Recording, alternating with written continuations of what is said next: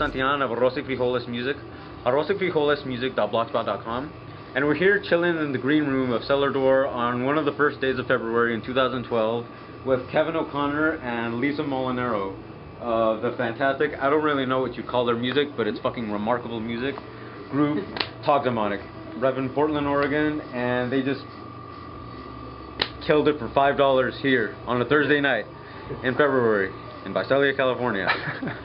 And here we are, and I'm a new fan, and to that end we've got a few questions. Now, one thing I want to know, I hadn't heard your guys' music before tonight, but with a viola and program percussion and drums, like, you guys create this really like heraldic and orchestral music, and I wanted to know, like, with that limited setup, like, what are the challenges and rewards of it, like both live and on record? I'd say rewards of it on record, you can forever craft a song to sound exactly like you want it to. You just have a couple of minds focusing on it, you know. It's never a political thing with us. It's always just a matter of like continuing to do overdub after overdub with synthesizer and beat or drum part, violas. We just sort of freeform it, and in that sense, recording is always the most freeing part of the band. We can take as long as we want, and we can do whatever we want. And live?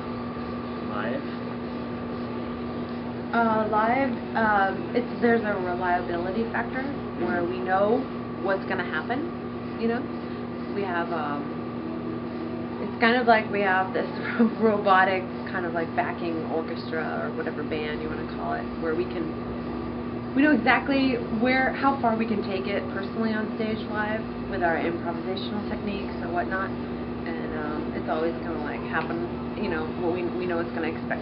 We know what to expect on the one. You know what I mean? And so that's like nice to know that we have this like time frame and like soundscape that we can work in where we're freed up, you know. And exactly the same way we're a little constricted by that. So if you ask for drawbacks for that, there's a little bit of drawback to that too. That's like worth it, I think, you know. Yeah, Having a little bit of like predictability for us. We know that the audience, I don't think that they feel that way, you know. Perhaps there's a little bit of predictability, but we can escape that by like kind of tricking each other, playing like funny things, or not funny, but you know, playing things where we're like, oh, I just did this a little differently or whatnot. Just riffing on it. Yeah, sure. Yeah, what we do on stage is always loose as far as our parts go, and we never really play the songs the same twice. We change things all the time, you know, and as do I on the drum set. Sometimes it'll, you know, totally fuck up the part because I'm just riffing on something. But that's okay, because like she said, the one's always waiting for you. You get right back to it, you know. You guys are touring right now behind your album that dropped in November or October, or when was it? October. Yeah, Ruins. And could you tell us a little bit about your new record, like, since we're talking about recording and like that? Yeah, it's definitely a little darker than the first three records. It's a lot less folkier, less synthesizers. We amped up the viola a bunch, plug Lisa into Marshall Stack. We took 3 years on this record, so it took a lot more time to sort of really get it perfect, whereas in the past we do it faster. We didn't have any expectations, we didn't have labels, so we just kind of made the record, and when we finally finished it, we kind of got all that into focus. Really proud of it. The artwork is really kind of dark and concise too. This artist in Toronto, his name is Tim Hodkinson. It's all black and white. It's all digital creations. And, this works really well together. We're really happy with it. Yes, I think like a record can capture a moment for the artist in their lives, where they're going in their evolution individually and as a band. I like already, it's only been a few months, but I can already look back. We've been working on this album for a long time, so I can look back on this record and really kind of understand where I was at that point in my life and how we've come along, and that's kind of the cool thing about Arroz. The relationship relationship to the artwork and the record and the sound and everything is all encapsulated in what happened, how it came out in October, and like we can just say that was like what those 3 years of our lives packed into this ball of energy. You know what I mean? And I think that's really cool about the record. It's definitely darker. It's definitely more like experimental stuff. We took more risks because we had nothing to lose. We were just making this record. We didn't know if it was going to come out on any label or anything, and so I think that helped us a lot to make exactly what we wanted.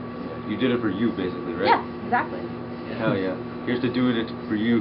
Yeah. Here's to doing you, right? Yeah, that's right. Anyway, I wanted to ask, like, a two-piece heraldic sound, like, it's orchestral and it's driving and it's like cathartic and it's all these things at once. And this is kind of a stock question, but I think it is worth asking in this case. Like, who's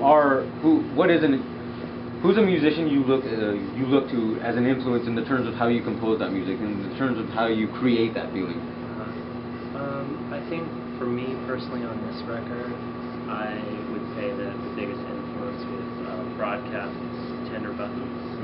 Just the way that they took all these sounds that weren't even real sounds, and they processed them into these very harshly degraded digital works that somehow were beautiful at the same time, And then you had all these beautiful vocals that were just kind of floating above the music.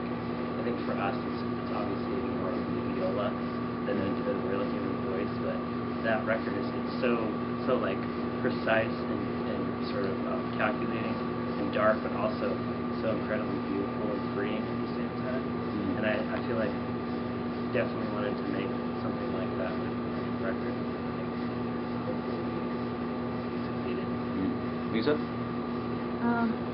So we go through phases in our writing careers where one of us we collaborate more, or one will write more than the other, And so on this more recent record, Kevin did a lot of the foundations of the song, and I would come in with strings. And so I would say, I was really just focused on string stuff, And I would say that in a really broad sense, I really love romantic composers. I like Dvorak and I like Brahms. I can see that. And I really like film scores, and so I'd say listening to folks like Johnny Greenwood, and also even like Nathan Larson and other folks, friends of mine, and people who actually write score films on a smaller or bigger scale, like Hans Zimmer.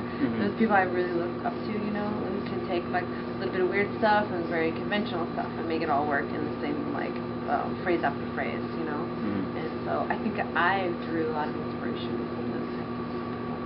That's awesome.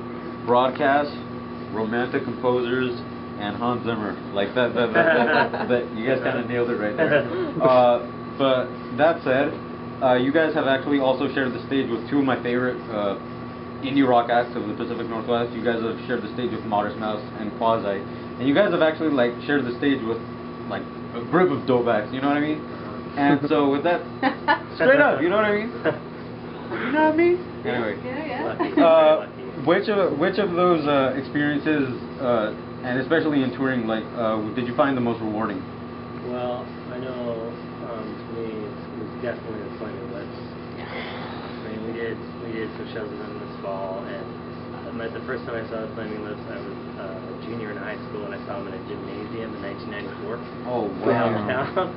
And that was right before Clouds with Kids Metallic dropped. It was Transmissions era. Yeah. And it was the first show where I literally thought my eardrums had burst, and they just had at that time their light show was Christmas lights, and they were just swirling, and they had this clear drum kit where you could see everything the drummer was doing, and yeah, just to take that book in with actually sharing the stage with them, and having Cliff and the Funny Lips play drums with us on the song, and just having Wayne and Steve Pedros were dude, what's that synthesizer you're using? It was a pretty awesome experience just for it all to come together like that. If I had known as a kid that we would eventually get to play shows with a band of this caliber, you would have tried sure, harder, right? I wouldn't have believed it. Lisa? Those are two big bands that we played with. We had the honor of sharing the stage with a lot of really tremendous like artists. And so I would say collaborating with some of them was, and I have to give him fair credit because he played, like Kevin said, he played with Cliff on a song, one of our songs, which was great. But I've also had the opportunity to play on some Modest Mouse songs, and I've also, back in the day, before the National was super blown up, had a chance to play with them a little bit. Kevin too, and I believe he came out. Yeah. Did you come out on I play drums too. Yeah. Being able to like share music with people, it's not just being on stage, it's also like everything that happens off stage and like on the road and everything, and you get to meet them and you get to just share as people, you know. So that's kind of more than just one person. It's that experience for me that is the most important.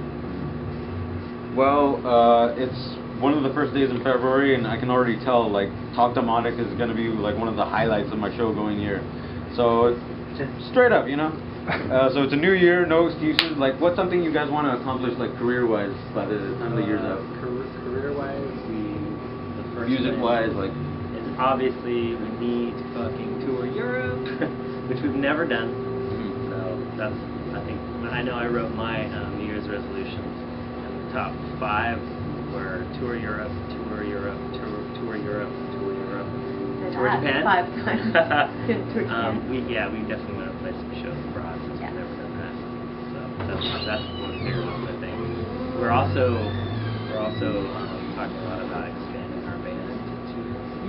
So we did a bit of that in New Year's Eve. So we'll see. Yeah, I'm excited about that opportunity. All right. Maybe a masterclass with Hans Zimmer. Maybe. And maybe I'll get over for the flavor somehow, right? I'll like play nose flute or something. I don't know. Tambourine. Like I'll dance. I don't know. Do it. Anyway, until next time. I'm Alberto Santillana of Arroz y Frijoles Music. As you heard, Talkdemonic's latest album, Ruins, came out on Glacial Pace Recordings. Go check it out. Talkdemonic fucking kick ass. I'm Alberto Santillana of Arroz y Frijoles Music, arrozyfrijolesmusic.blogspot.com. And I'm signing off. I'll see you soon.